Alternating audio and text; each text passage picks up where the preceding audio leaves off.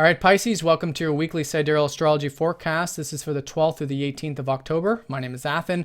This is, of course, for Sidereal astrology. If you're new to this type of astrology, do check the description because your sign might be different. All right, Pisces, so another very powerful week, as it has been with all these eclipses and everything. But very supportive. You can see here there's a lot of blue aspects actually. Mars is going to be conjoining up to your ruler Jupiter here later in the week. We have a new moon on Monday, and yeah, a lot of support. So let's go ahead and look at it. On Monday, this new moon is in your 7th house. So this is the house of relationships, one-on-one connections. It's also about business dealings, contracts, and things like that. All of that has been in flux with Mercury retrograde over the past few weeks. But now with Mercury direct this week, there is that forward-moving energy.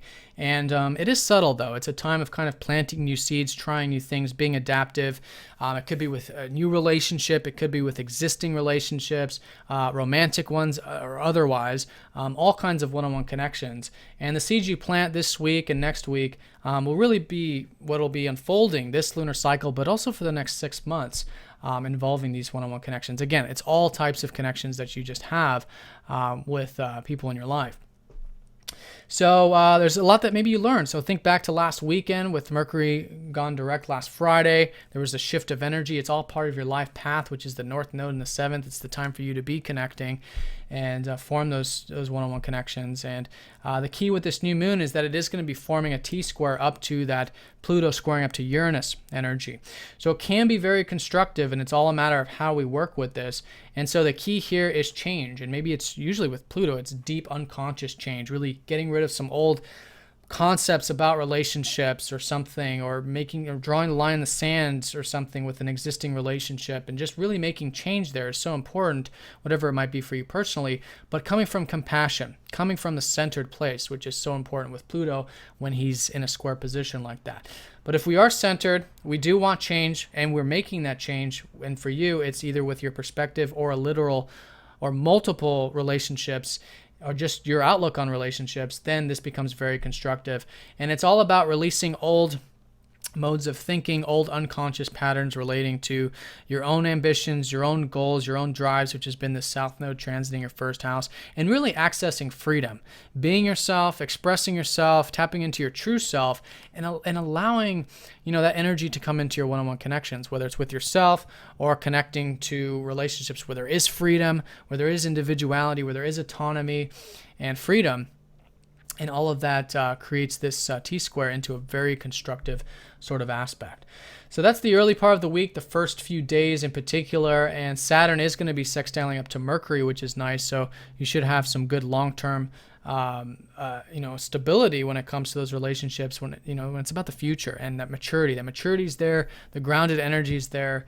And it's all with this Saturn going into your 9th house, which is about setting foundations for your life path, for your future now for the next 2 years, with philosophy, spirituality, with maybe some of you might be traveling or taking some of those things seriously. But all in all, just seeing life as a serious thing, and that we do have to build solid foundations in order to move forward. And so that's Saturn in the 9th. Some of you might even be, studying or going back to school or something like that. But it's the outlook. When we have solid foundation, when we have that serious approach to life, then this becomes a very good transit. And it is supporting you in terms of all of this relationship stuff this week. So that's the first few days, and then as you can see, there's a definitive shift the second half of the week. Mars conjoins up to your ruler Jupiter. So there is motivation, there is ambition, and here it's relating to the daily activities. With Jupiter over the past 4 months or so, there's been expansion, there's been possibilities for you to improve your crafts, to connect to work, to find new work, to embellish existing work, to see opportunities at where you are in your current work situation. But it's not just work, it's essentially anything that you've been involved with on a daily level. For some of you, it might be a new health routine, new regimens, feeling good there, expanding on that level. But whatever it is, with all this focus, your ruler in the 6th house, Mars joining the mix means that there's a lot of motivation. There's a lot of drive to do these things. And not to mention the fact that your ruler has been trining up to Pluto, and now Mars conjoining your ruler will be trining up to Pluto. So A lot of supportive energy when it comes to sixth house things. And I strongly recommend being open to change, particularly, like I was saying that with your relationships, but also with your work, your daily activities, your health. But I think you naturally will be.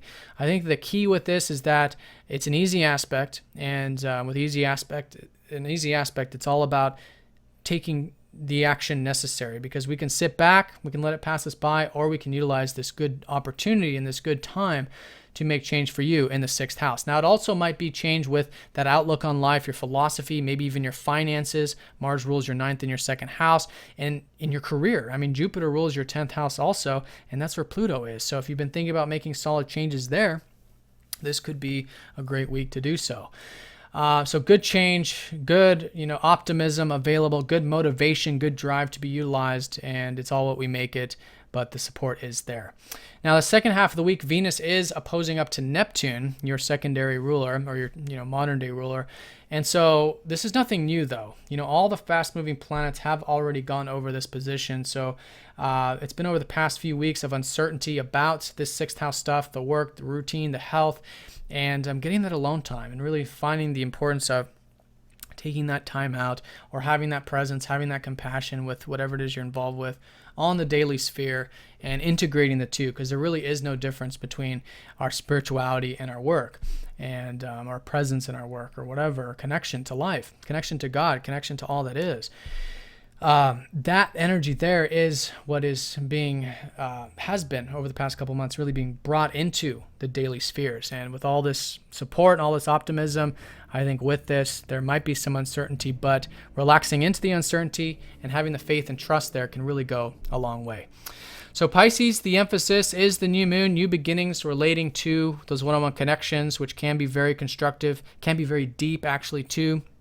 Can be very freeing, can be a lot of individuality, but change. And I think the more open you are to change, the more non-attachment you have to new and existing relationships, the better.